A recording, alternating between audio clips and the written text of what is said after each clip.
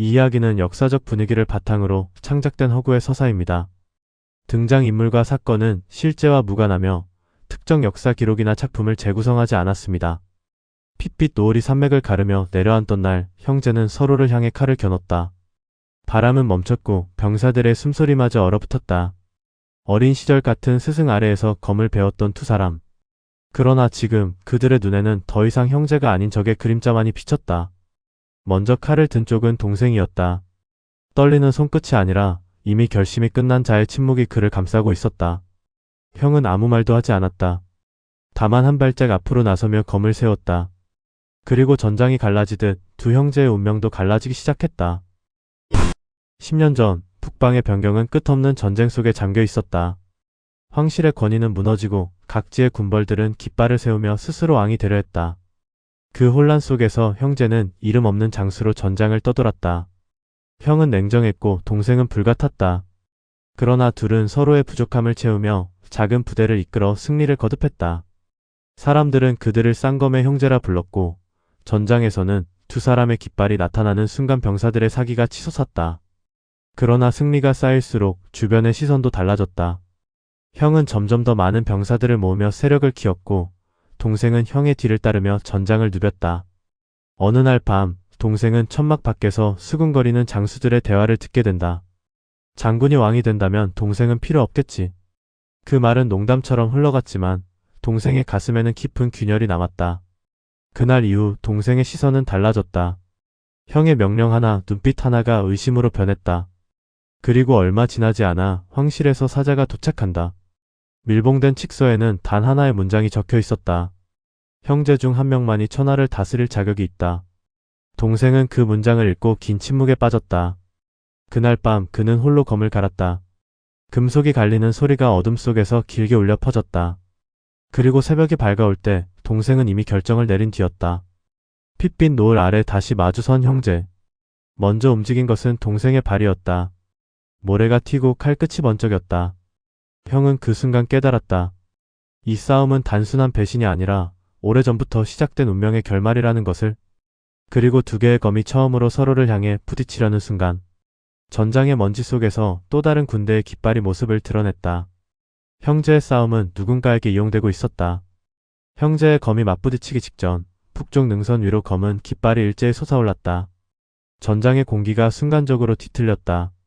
형은 검을 멈추지 않았지만 시선은 이미 형제 너머를 향하고 있었다. 낯선 군대였다. 규율이 정연했고 병사들은 침묵 속에서 움직였다.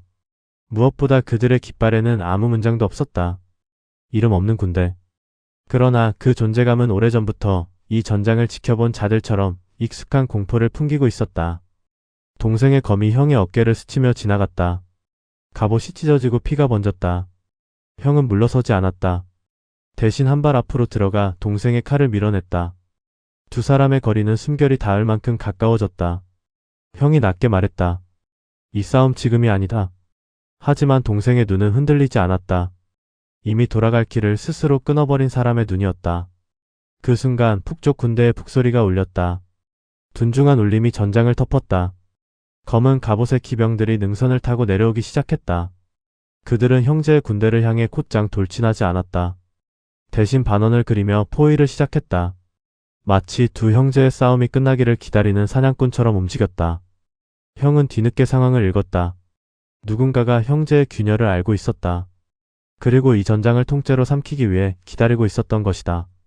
그는 병사들을 향해 외쳤다. 진영을 세워라. 북쪽을 막아라. 그러나 명령은 완전히 전달되지 못했다. 동생의 군대와 형의 군대는 이미 서로를 적으로 인식한 상태였다. 같은 언어로 외친 명령이 서로 다른 방향으로 흩어졌다. 혼란이 시작됐다. 한쪽에서는 형의 깃발을 향해 창이 날아들었고 다른 쪽에서는 동생의 병사들이 방패를 세웠다. 그 틈을 파고들듯 검은 기병들이 내려왔다. 말굽이 대지를 찢고 화살이 비처럼 쏟아졌다. 순식간에 전장은 세 갈래로 갈라졌다. 형과 동생 그리고 이름 없는 제3의 군대.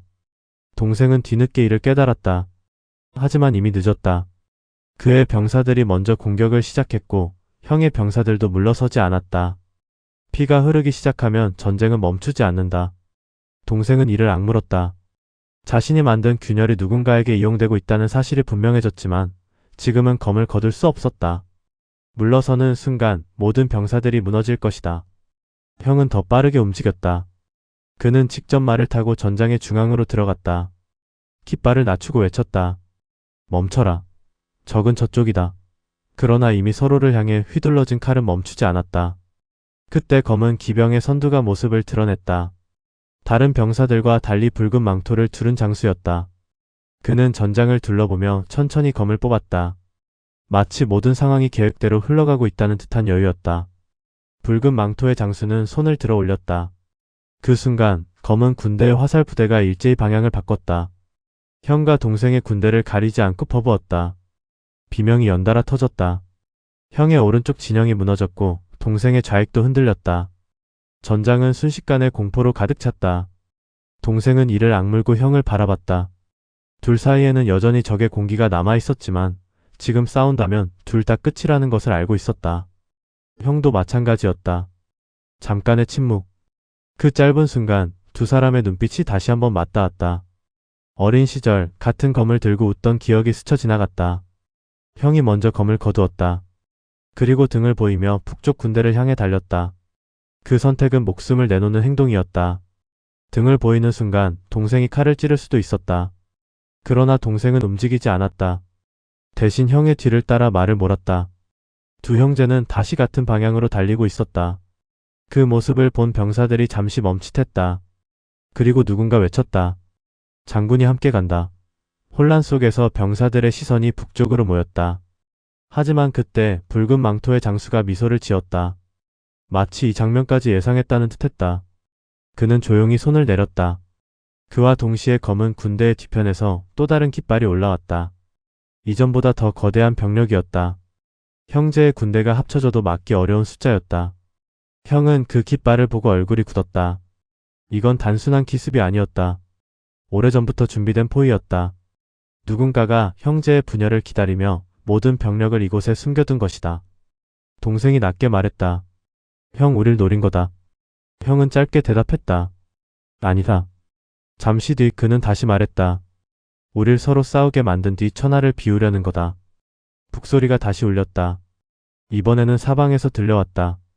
형제의 군대는 완전히 포위됐다.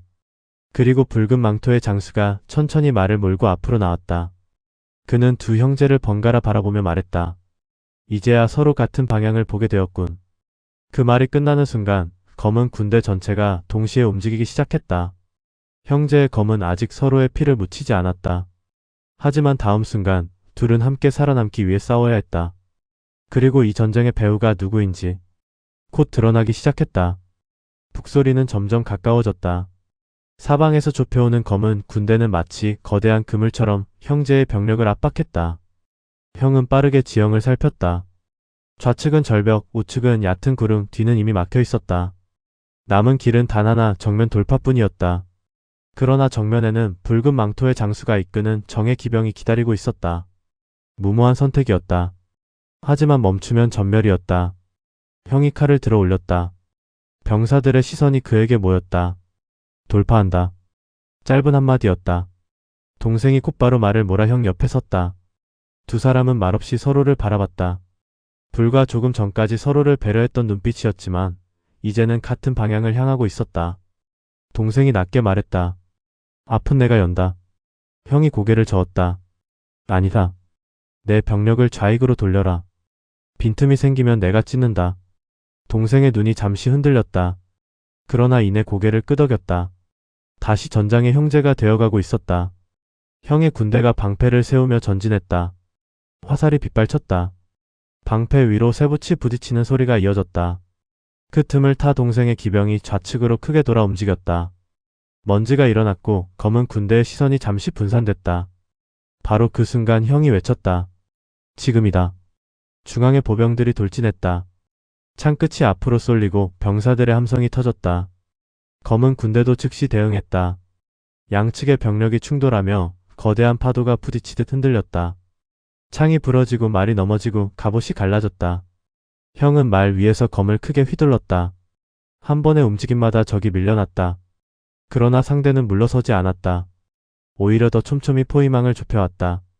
그때 좌측에서 동생의 기병이 파고들었다. 예상보다 빠른 속도였다. 동생은 선두에서 직접 창을 던지며 돌진했다. 창이 검은 갑옷의 장수를 꿰뚫었다. 그 틈이 순간적으로 벌어졌다. 형이 그 빈틈을 놓치지 않았다. 그는 중앙 병력을 몰아 그 틈으로 밀어넣었다. 포위망이 흔들렸다. 병사들 사이에서 희망이 퍼졌다. 그러나 붉은 망토의 장수는 움직이지 않았다. 그는 오히려 뒤로 물러나며 손을 들어 올렸다. 그 순간 검은 군대 후열이 갈라졌다. 그 안에서 장창을 든 보병들이 등장했다. 길게 뻗은 창들이 숲처럼 세워졌다. 돌파를 시도하던 형의 기병이 그대로 막혀버렸다. 말들이 창에 걸려 쓰러지고 병사들이 굴러 떨어졌다. 돌파는 멈췄다. 형의 얼굴이 굳었다. 상대는 단순한 병력이 아니었다. 전술까지 완벽하게 준비된 군대였다. 동생도 이를 보고 속도를 줄였다. 다시 포위가 닫히기 시작했다. 이번에는 더 좁고 더 빠르게. 병사들의 숨이 거칠어졌다. 전열이 무너지기 시작했다. 동생이 형에게 다가왔다. 이대로면 끝이다. 형은 짧게 대답했다. 아직 아니다. 그는 주변 지형을 다시 바라봤다. 절벽 아래로 이어진 좁은 계곡이 보였다. 병력을 모두 통과시키기엔 위험했지만 유일한 탈출로였다. 형은 결정을 내렸다. 계곡으로 빠진다. 동생이 놀란 눈으로 바라봤다. 거긴 막히면 끝이다. 형이 말했다. 막히기 전에 나간다. 형은 병사들에게 후퇴 명령을 내렸다. 동시에 동생의 기병이 후방을 막았다. 두 군대는 서로 역할을 나눴다. 형의 보병이 계곡으로 이동하고 동생의 기병이 뒤를 지켰다. 검은 군대는 즉시 추격을 시작했다. 붉은 망토의 장수가 드디어 말을 몰았다. 그는 직접 선두에 섰다. 계곡 입구로 병사들이 몰려들었다. 좁은 길이었다. 병사들이 서로 밀치며 들어갔다. 뒤에서는 적의 화살이 계속 날아왔다. 동생은 마지막까지 남아 추격을 막았다. 그의 갑옷에는 이미 여러 개의 화살이 꽂혀 있었다. 그러나 물러서지 않았다.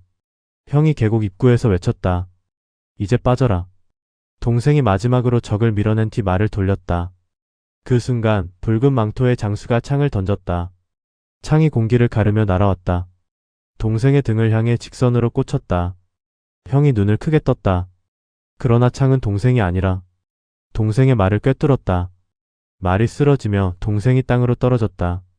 검은 군대가 바로 앞까지 다가왔다. 형은 순간 망설였다. 돌아가면 함께 죽는다.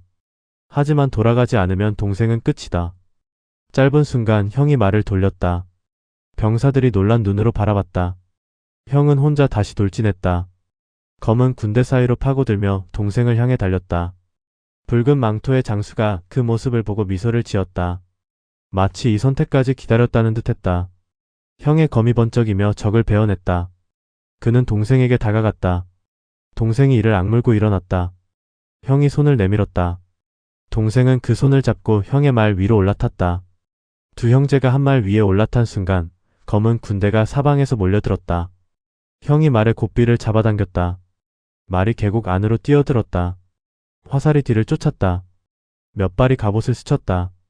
그리고 두 형제는 좁은 계곡 속으로 사라졌다. 하지만 계곡 안쪽에서 기다리고 있는 것은 또 다른 깃발이었다. 그 깃발은 검은 군대의 것이 아니었다. 그리고 형의 얼굴이 처음으로 굳어졌다. 계곡 안쪽에 세워진 깃발은 바람도 없는데 천천히 흔들리고 있었다. 검은 군대의 문양도 황실의 상징도 아니었다. 낡은 흰 비단 위에 먹으로 그린 단 하나의 표식. 깨진 원 안에 세 갈래의 선이 갈라진 형상. 형의 눈이 그 표식을 보는 순간 굳어졌다. 오래전 이미 사라졌다고 들었던 세력의 문장이었다. 계곡 입구에서 검은 군대의 함성이 가까워지고 있었다. 그러나 계곡 안쪽의 선 군대는 움직이지 않았다. 수백의 병사들이 침묵 속에서 창을 세운 채 길을 막고 있었다. 선두에는 흰 갑옷을 입은 장수가 서 있었다. 얼굴 절반을 가리는 가면, 그리고 허리에 찬 길고 얇은 검. 형은 말을 멈췄다. 동생도 숨을 고르며 그 장수를 바라봤다. 가면의 장수가 천천히 앞으로 걸어 나왔다. 발걸음에는 조급함이 없었다. 마치 형제가 도망쳐 들어오기를 기다리고 있었던 사람처럼 여유가 있었다. 그는 형을 보며 낮게 말했다. 오래 기다렸다. 형의 표정이 굳어졌다. 내가 살아있었나? 동생이 놀란 눈으로 형을 바라봤다. 아는 자인가? 형은 잠시 대답하지 않았다. 대신 검을 조금 더 단단히 쥐었다. 가면의 장수가 웃었다. 형제끼리 싸우게 만들더니 결국 같은 길로 도망쳐왔군. 동생의 눈이 번뜩였다. 뭐라고? 형이 낮게 말했다. 이자가 배우다. 그 말이 떨어지자 계곡 양쪽 절벽 위에서 병사들이 모습을 드러냈다. 화살을 든 궁수들이었다. 완벽한 매복이었다. 뒤에서는 검은 군대가 쫓아오고 앞은 이미 막혀 있었다. 형제는 완전히 덫에 걸려 있었다. 가면의 장수는 천천히 손을 들어 올렸다. 두 형제가 서로 죽이기 직전까지 몰아넣는데 오래 걸렸다. 하지만 결국 여기까지 왔다. 그는 동생을 바라봤다. 황실의 칙서를 본 건 너지? 동생의 눈이 흔들렸다. 가면의 장수가 말을 이었다. 그 문장은 내가 흘린 것이다. 침묵이 흘렀다. 동생의 얼굴이 굳어졌다. 형이 낮게 말했다. 왜 우리를 노렸지? 가면의 장수는 고개를 기울였다. 천하를 얻으려면 먼저 칼이 될 자들을 제거해야 하니까. 뒤에서 검은 군대의 북소리가 계곡 안으로 울려 퍼졌다. 붉은 망토의 장수가 입구의 모습을 드러냈다. 그는 가면의 장수를 보며 고개를 살짝 숙였다. 둘은 처음 보는 사이가 아니었다. 동생이 이를 악물었다. 둘이 손잡은 거냐? 가면의 장수가 답했다. 손잡은 게 아니다. 같은 목적일 뿐이다. 형은 빠르게 상황을 계산했다. 이대로는 탈출이 불가능했다. 앞뒤 모두 적. 절벽 위에는 궁수. 유일한 방법은 한쪽을 무너뜨리는 것뿐이었다. 그는 동생에게 낮게 말했다. 앞을 친다. 동생이 고개를 끄덕였다. 같이 간다. 두 형제가 동시에 검을 들었다. 가면의 장수의 눈빛이 조금 달라졌다. 예상은 했지만 망설임 없이 돌진할 줄은 몰랐다는 표정이었다. 형이 먼저 말을 몰았다. 동생이 뒤따랐다. 계곡 안에서 말굽 소리가 크게 울렸다. 궁수들이 화살을 쏟아냈다. 화살이 빗발처럼 내려왔다. 형은 몸을 숙이고 그대로 돌진했다. 몇 발이 갑옷에 꽂혔다. 동생이 옆에서 화살을 쳐냈다.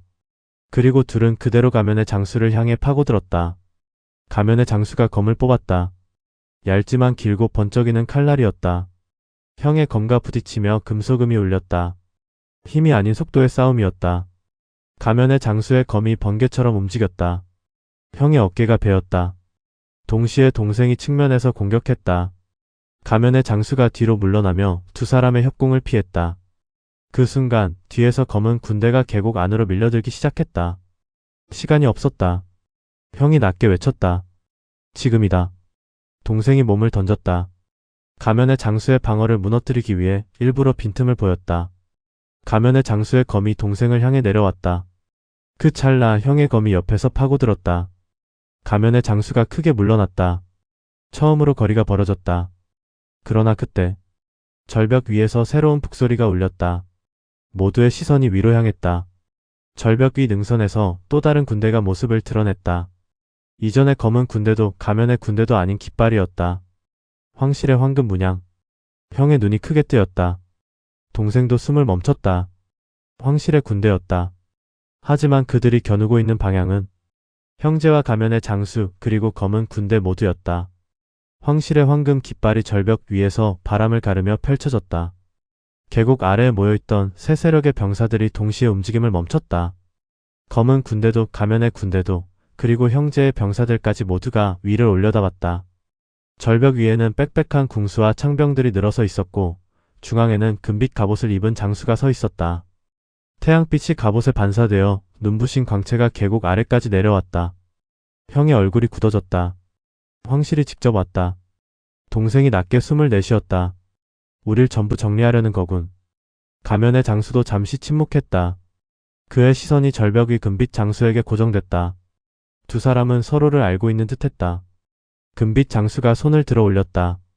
그와 동시에 궁수들이 활 시위를 당겼다. 수백 개의 화살이 동시에 겨누어졌다. 이곳에 모인 모든 군대를 향한 조준이었다. 붉은 망토의 장수가 먼저 움직였다. 그는 검을 들어 올리며 병력을 뒤로 물렸다. 그러나 이미 늦었다. 황실의 북소리가 울렸다. 그 소리는 명령이었다. 화살이 떨어졌다. 비처럼 쏟아진 화살이 계곡을 뒤덮었다. 검은 군대의 전열이 무너지고 가면의 군대도 방패를 들어 올렸다. 형은 즉시 동생을 끌어당기며 바위 뒤로 몸을 숨겼다. 화살이 갑옷을 때리고 바위에 꽂혔다. 비명과 금소금이 동시에 울렸다. 황실의 공격은 멈추지 않았다. 두 번째 사격이 이어졌다. 이번에는 더 낮은 각도였다. 도망치는 병사들을 정확히 노렸다.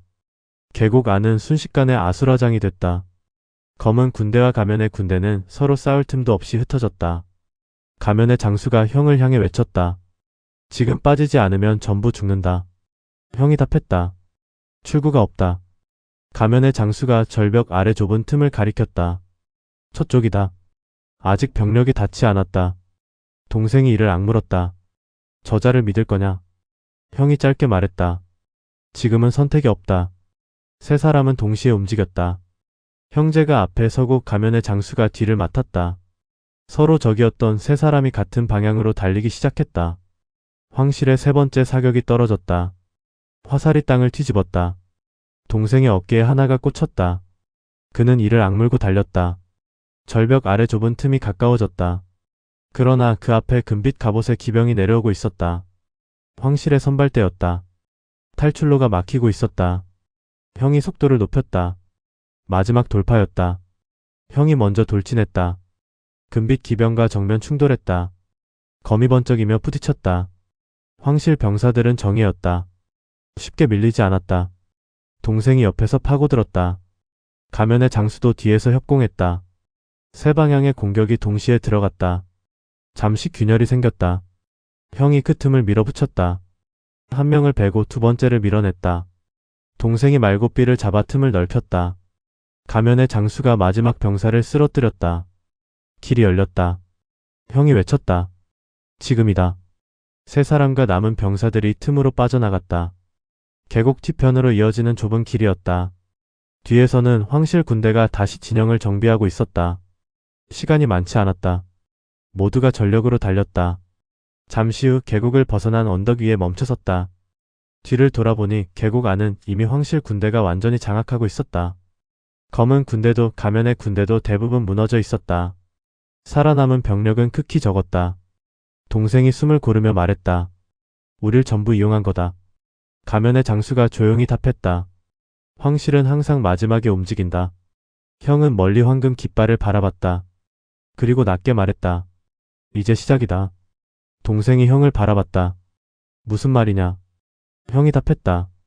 우릴 서로 싸우게 만든 것도 여기까지 몰아넣은 것도 전부 천하를 비우기 위해서다. 가면의 장수가 천천히 가면을 벗었다. 드러난 얼굴은 형과 닮아 있었다. 동생이 눈을 크게 떴다. 가면의 장수가 말했다. 형제는 둘이 아니었다. 침묵이 흘렀다. 바람이 세 사람 사이를 지나갔다. 멀리서 황실 군대의 북소리가 다시 울렸다. 세 사람은 동시에 그 소리를 바라봤다. 천하는 이제 세 형제의 전쟁으로 바뀌기 시작했다.